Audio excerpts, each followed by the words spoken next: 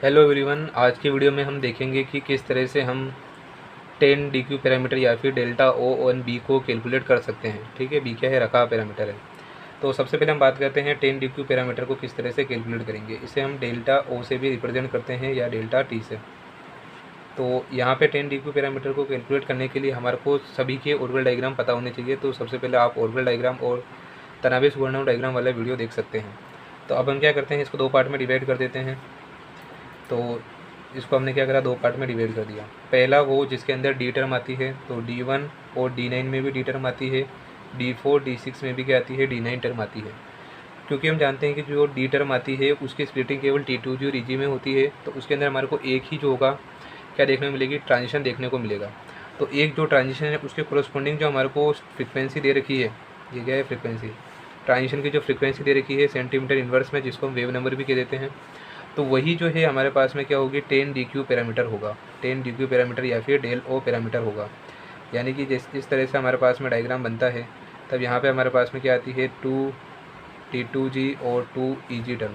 तो इसके बीच में हमारे को एक ट्रांजिशन देखने को मिलेगा। तो हमारे को क्या मिलेगी, केवल एक ही जो है ट्रांजिशन मिलेगा। तो उसके कोरस्पॉन्डिंग जो एनर्जी होगी या जो फ्रिक्वेंसी होगी वही जो होगी 10 डी क्यू या फिर डेल ओ पैरामीटर होगा।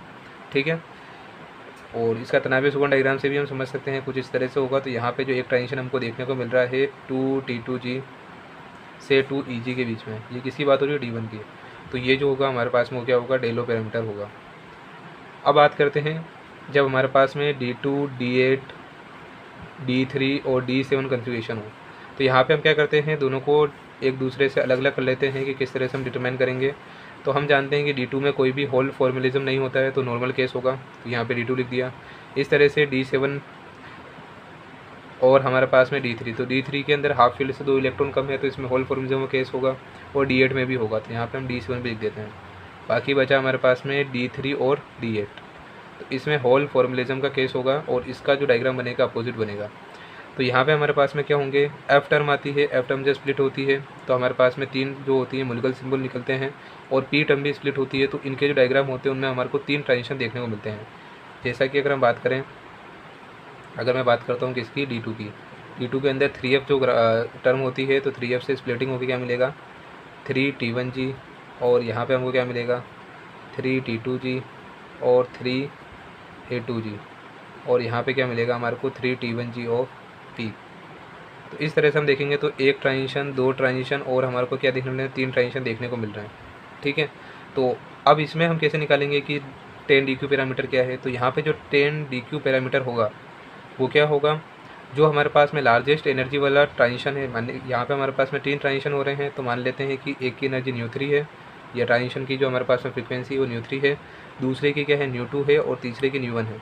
हमने इनको इस तरह से अरेंज किया है कि जो हमारे पास में न्यू3 यानी कि जो सबसे लार्जेस्ट ट्रांजिशन है, यानी कि सबसे ज़्यादा एनर्जी वाला, उसकी फ्रिक्वेंसी है, और ये मीडियम और ये सबसे लोएस्ट। ठीक है, तो अगर हम लार्जेस्ट और लोएस्ट को अलग कर लेंगे तो हमारे पास में काम हो जाएगा।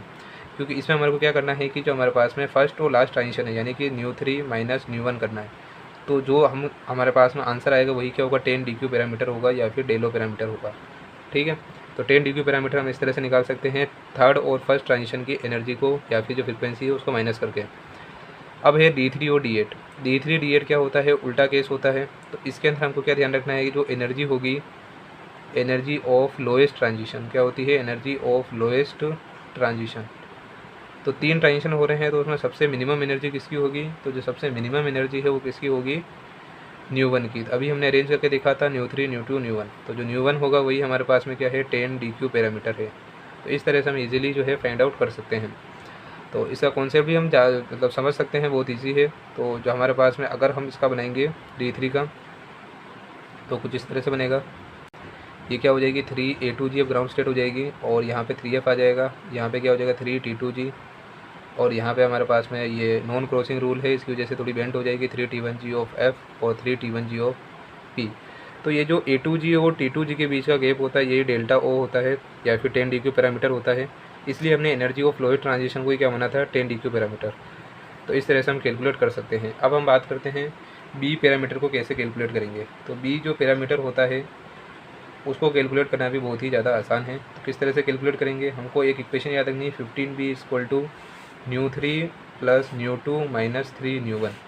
न्यू3 क्या है, जिसकी एनर्जी सबसे ज़्यादा है ट्रांजिशन की, न्यू2 उसके बाद का और सबसे कम है, उसको 3 से मल्टीप्लाई करके माइनस करना है। तो जो आएगा वो हमारे पास में 15 बी के इक्वल होगा और यहाँ से बी निकालने के लिए 15 से हम डिवाइड कर देंगे। तो इसका एक प्रीवियस ईयर क्वेश्चन करके देखते हैं कि किस तरह से क्वेश्चन को सोल्व करेंगे। तो ये जो क्वेश्चन है हमारे पास में प्रीवियस ईयर के अंदर पूछा गया है 2018 के अंदर।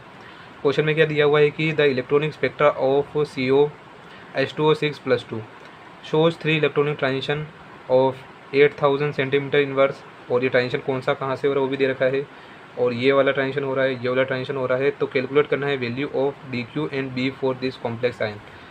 तो बहुत ही ईजी है। सबसे पहले देखते हैं हम ये जो है इसका इलेक्ट्रॉनिक कन्फिग्रेशन क्या है। तो कॉम्प्लेक्स कौन सा दिया गया है हमारे को, CO H2O6 और +2। तो यहाँ पे H2O न्यूट्रल लिगेंड होता है तो CO+2 हो जाएगा। CO+2 यानी D7 का केस है, और D7 का केस हमारे पास में कहाँ पे था, ये रहा।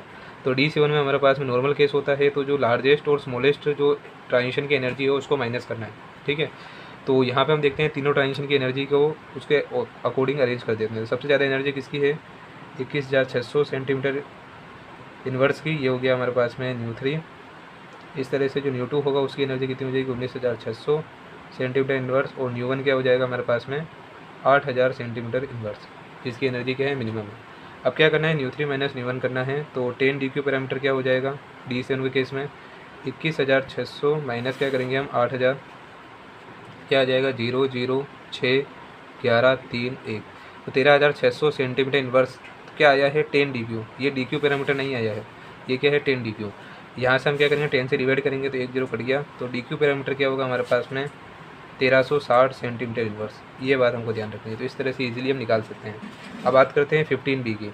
तो B पैरामीटर कैसे निकालेंगे, 15B इज इक्वल टू न्यू3 प्लस न्यू2 माइनस 3 न्यू1। तो न्यू3 क्या है हमारे पास में 21,600 प्लस हमारे पास क्या करेंगे 19,600 न्यू2 माइनस 3 इंटू 8,000 सेंटीमीटर इन्वर्स। ये 8 24 हो जाएगा, इसको ऐड कर देते हैं 21,600 और ये क्या है 19,600 माइनस 24,000। तो क्या आएगा हमारे पास में, पहले इसको ऐड कर लेते हैं क्या आ रहा है, इसको ऐड करेंगे तो 0 0 6 12 1 11 4। इसमें से इसको माइनस करेंगे 24 0 0 0। तो कितना आएगा 0 0 2 7 और यहाँ पे कितना हो जाएगा 1। तो 17,200 हमारे पास में क्या आ जाएगा 15B। तो B यहाँ से कितना आ जाएगा 17,200 डिवाइड बाई कितना हो जाएगा 15। तो जो भी आंसर आएगा वो हमारे पास में क्या है B पैरामीटर। तो इस तरह से हम इजीली जो है DQ B एंड जो 10 DQ पैरामीटर है उसको कैलकुलेट कर सकते हैं। तो आई होप कि आपको वीडियो हेल्पफुल लगा होगा। तो वीडियो को लाइक करके चैनल को सब्सक्राइब जरूर करें। Thanks for watching.